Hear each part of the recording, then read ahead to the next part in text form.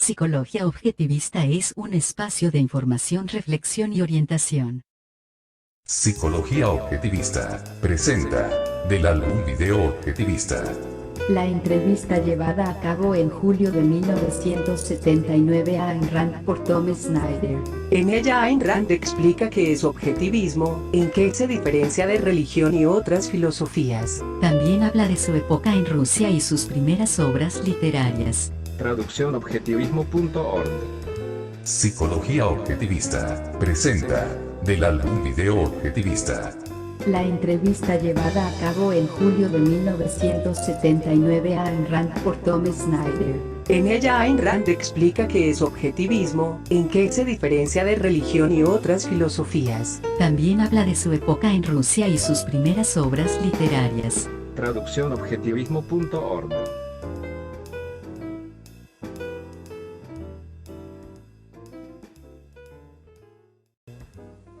Where's the camera? Can I know it? No, you look right at Tom. That'll be fine.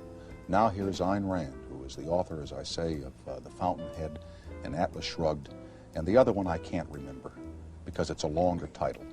Of a novel? No, not the novel, but the new book that you have out, Objectivist. Introduction to Objectivist Epistemology. Exactly. Now, you said that you wouldn't mind. Yes, we are. You said that you wouldn't mind if I didn't read that book. You told that to my staff. That's right. And I didn't. I confess that to you. I want to be very basic here because there are many people who don't understand objectivism, who don't know what it is, but who have read much about Ayn Rand and have read her books and kind of want to know where she's coming from, if I can use that phrase. So let's just basically say what objectivism is. Okay? And make a long speech about it? Oh, not too long, no. No, because that's terribly difficult, you know. To begin with, it's a philosophy. It's a philosophic system. And philosophy is the science that studies the basic nature of existence. So it's a pretty technical subject. And anything I say briefly will not really do justice to my philosophy, but I can try to summarize it. Well, can I ask you some specifics then about it? Yes, sure. All right. How does, quote, I fit into the philosophy of objectivism? How does objectivism relate to me, the individual?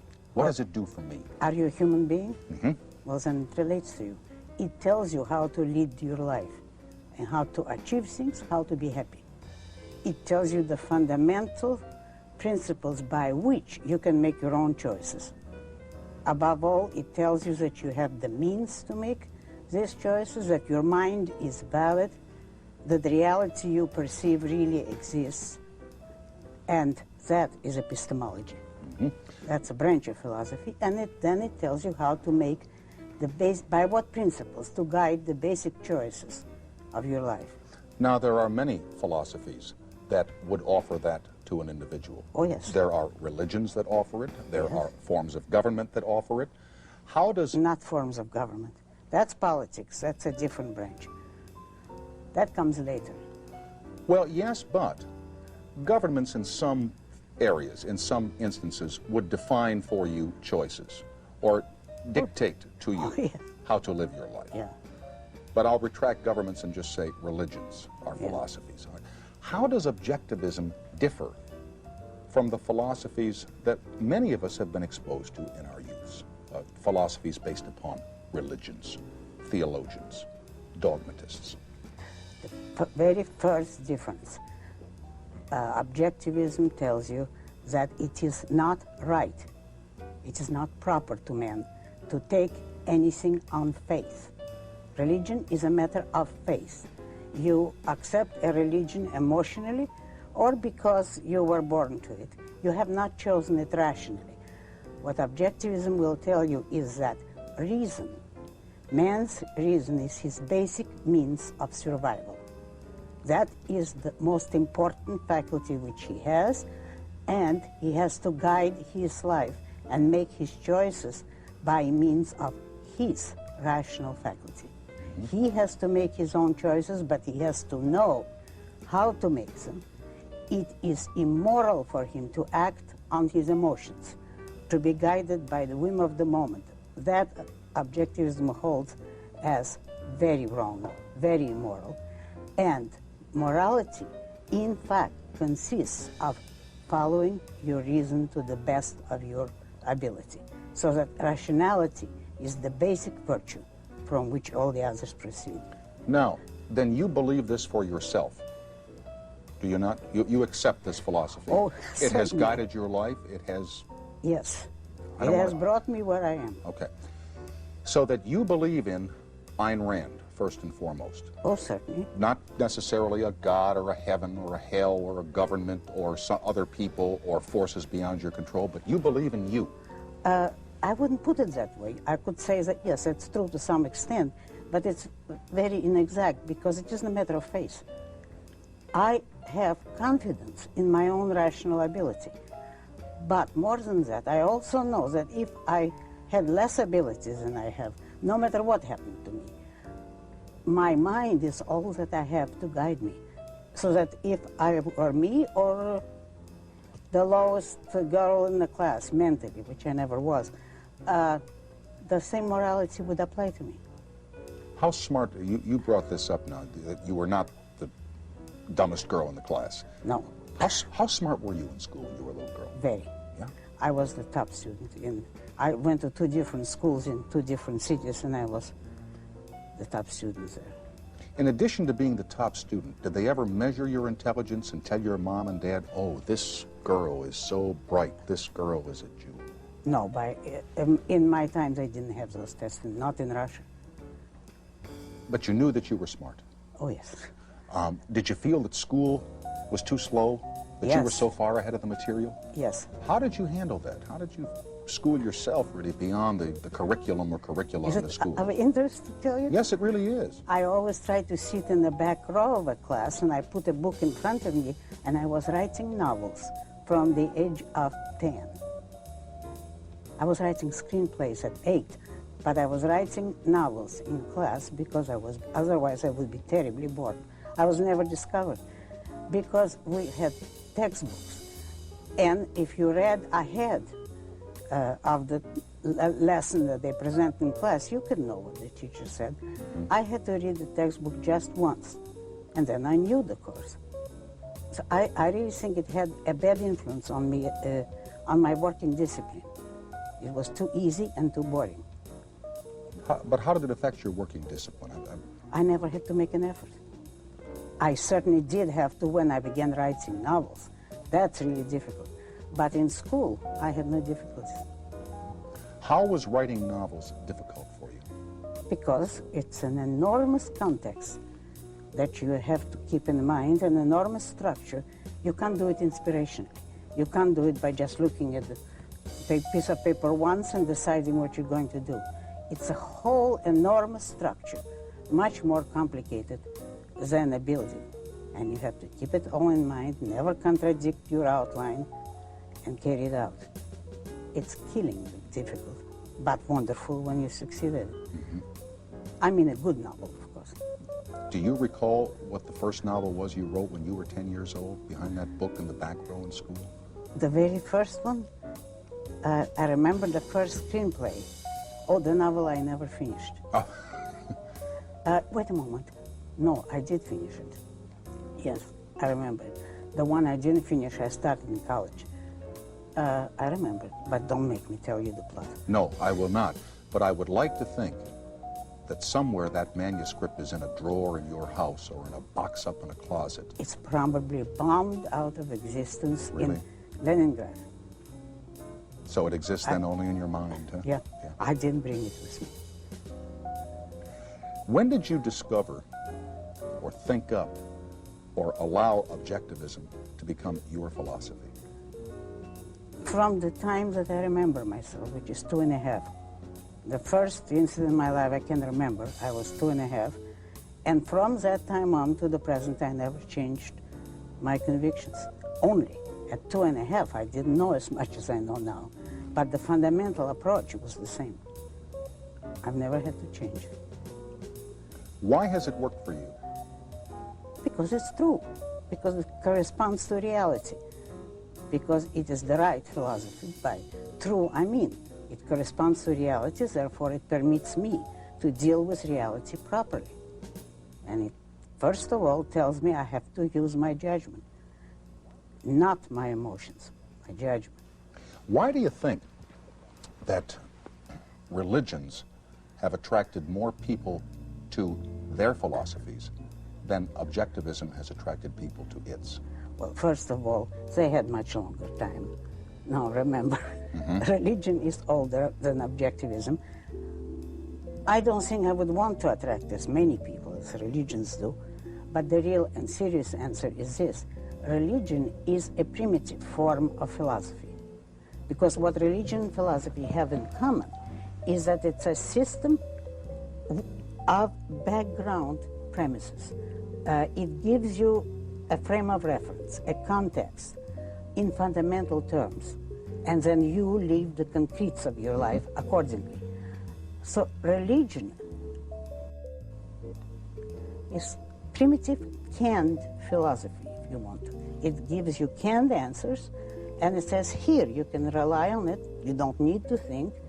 It will tell you what to do in practically every situation, just obey us, take us on faith. Well, why do people accept it? Because nobody can live without a philosophy. Even the most primitive, unthinking man needs something to tie all of his actions, ideas, and his life together. He needs integration. Religion provides it to him ready-made. Philosophy, properly, does the same thing, but it offers an idea, a context to his mind, and it demands of him that he judge it, that he use his own intelligence to understand and then to accept the kind of basic premises that he'll live his life by. In my youth, I was well schooled in religious doctrine, and I would not for a second say to you that I now believe in it as dogmatically as I did when I was a young person and had it taught to me by rote, all right? But I still wouldn't want to think that all of us pass through the experience of life and then when it comes to an end, that's simply the end of it and it has no other purpose. I'm kind of trapped there.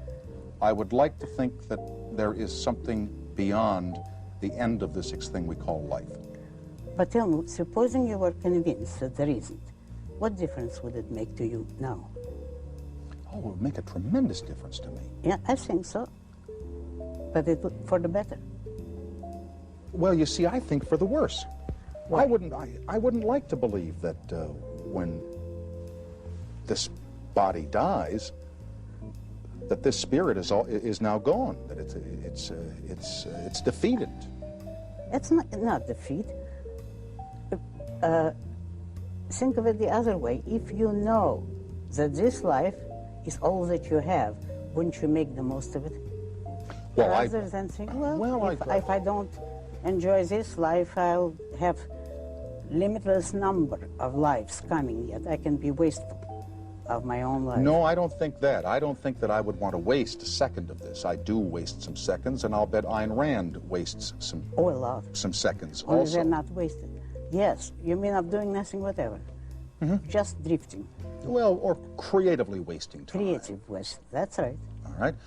But I still would like to think, not that I want to come back as a Maharaji or anything like that, but I tend to think of this whole thing as ongoing, that there is an eternity, and that we are going to be a part of that eternity, that we aren't just corpses in graves when we die. But we aren't corpses in graves. We are not there. Don't you understand that when this life is finished, you're not there to say, oh, how terrible that I'm a corpse. No. Well, this is true. It's finished. And what I've always thought was a sentence from some Greek philosopher. I don't unfortunately remember who it was, that I read at 16, and it's affected me all my life. I will not die. It's the world that will end. And that's absolutely true.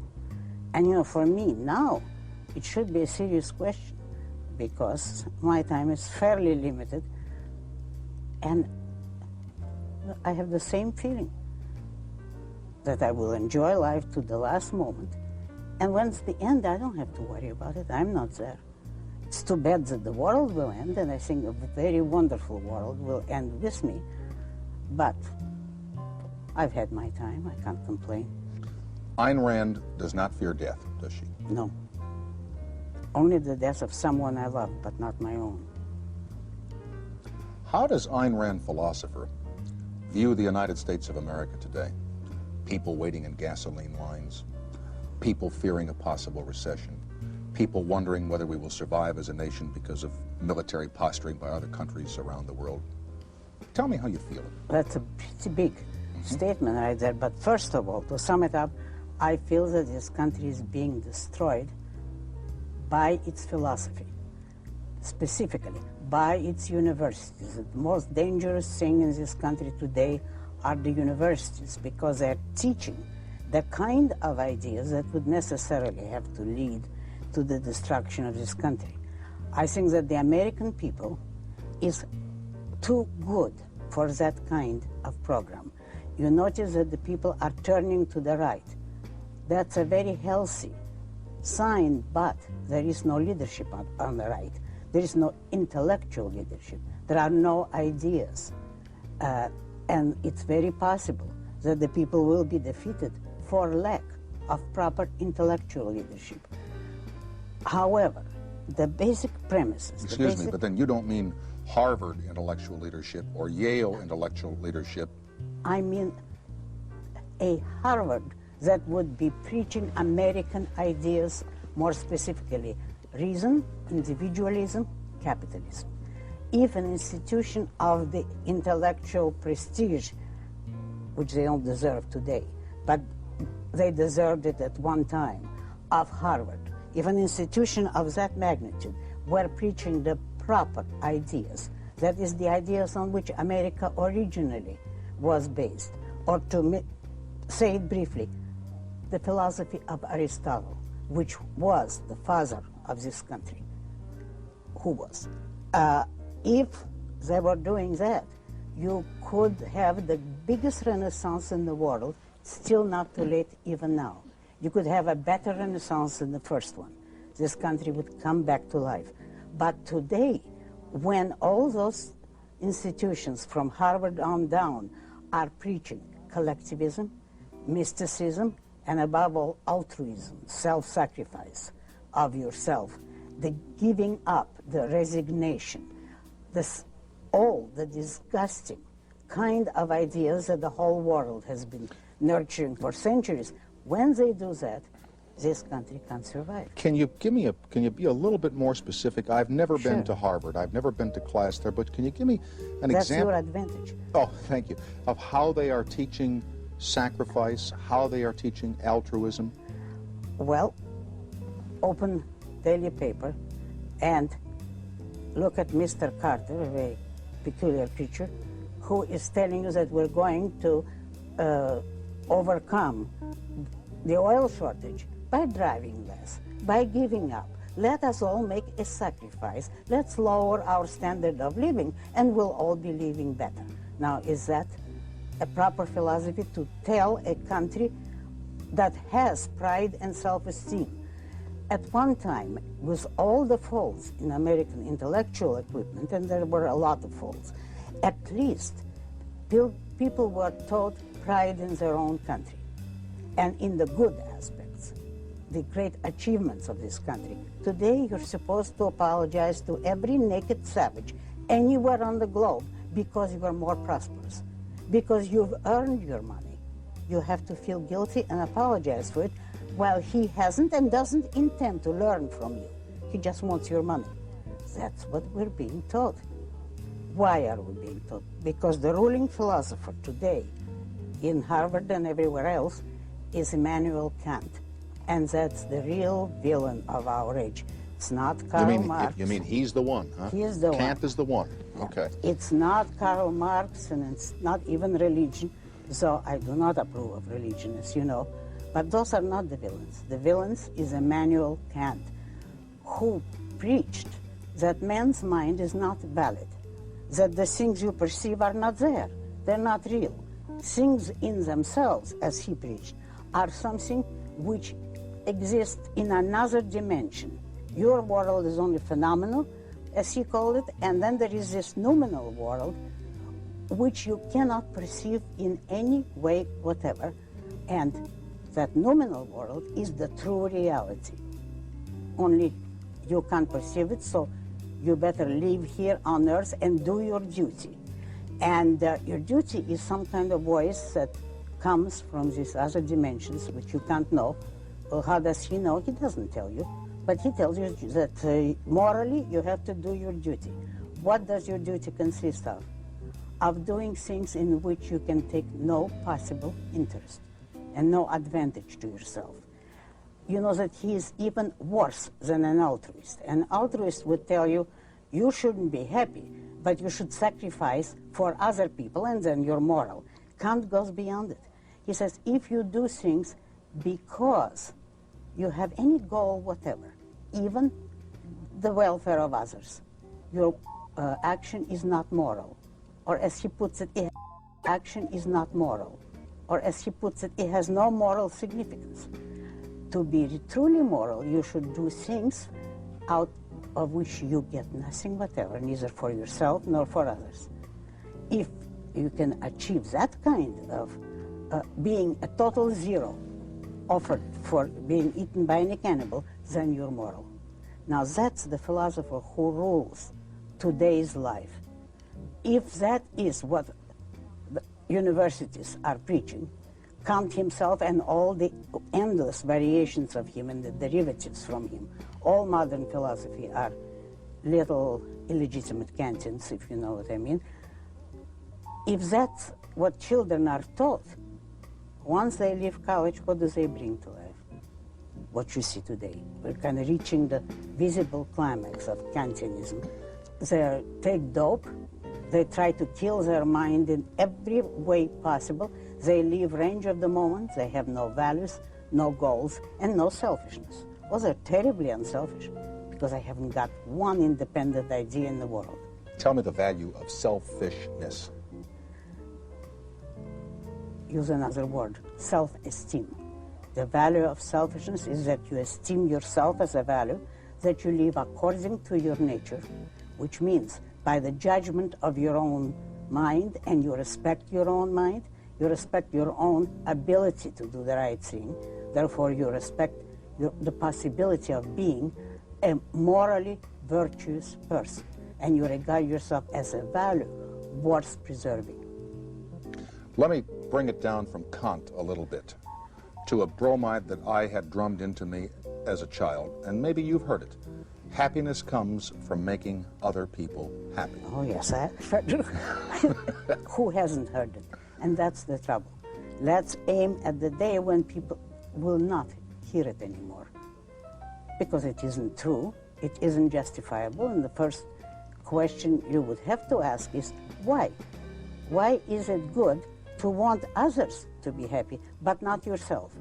And I suppose you will be told that, well, but they will work for your happiness and not their own. Well, it's like an exchange of Christmas presents that neither party wants, but that you have to exchange presents and you're not allowed morally to do something for yourself.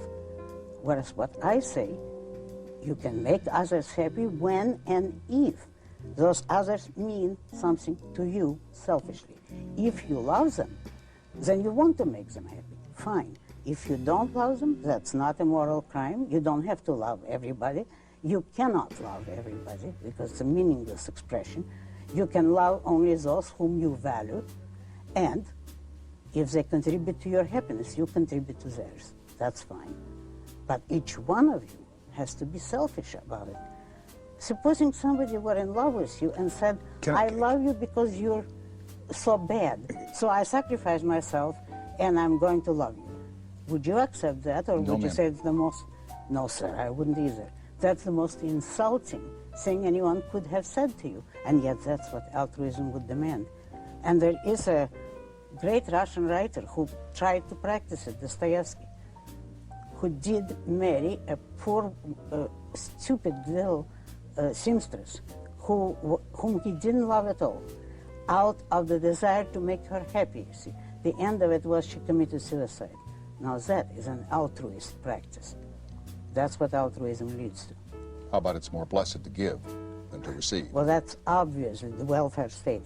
That's a clearly motivated slogan to please give me something and you'll be blessed, but I will keep your material goods. Now, you don't mind getting presents, do you? Yes, I do. Do you really? But only from the people whom I love, or friends, or my husband. But that's what I mean. Yes, that I like, but from strangers I don't accept them. No, but within your family and the people that you care deeply about, you would give them a present too. Oh, yes, certainly. When I wanted to, but I wouldn't consider that a moral duty, and I wouldn't consider that a virtue at all.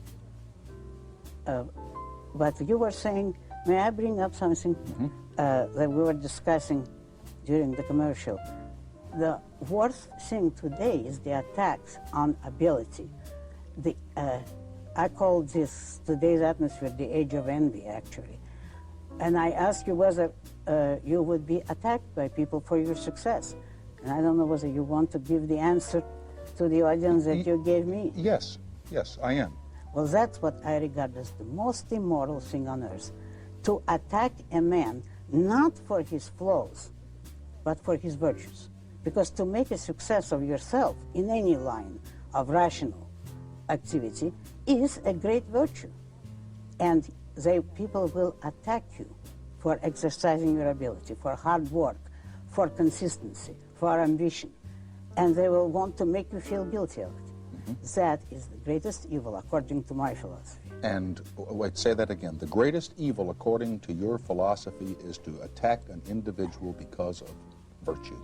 What I call it is to experience or act on hatred of the good for being the good. That is attacking people for their virtues, for their achievements, for anything they have which is a value, actually, not for their flaws and not for their evil. In fact, people who preach that are the ones who are mawkish about the evil people, the failures, the liars, the cheats. Everybody who is weak suddenly acquires some kind of value. But anyone who is a success has to be attacked for his success. And look at how you have been attacked. Oh, I know. How you have been criticized. There are You many, know that? There are many people in this country, forgive me, in this world who think you're daft. They don't. They want you to see that. Well, obviously. I hear you. Yeah, okay. Obviously, why? Because I'm preaching something absolutely, totally the opposite of the Kantian philosophy by which they live. Kantian and derivatives. What do you think's going to happen to the United States of America if we keep going this way? If we keep going this way, total collapse.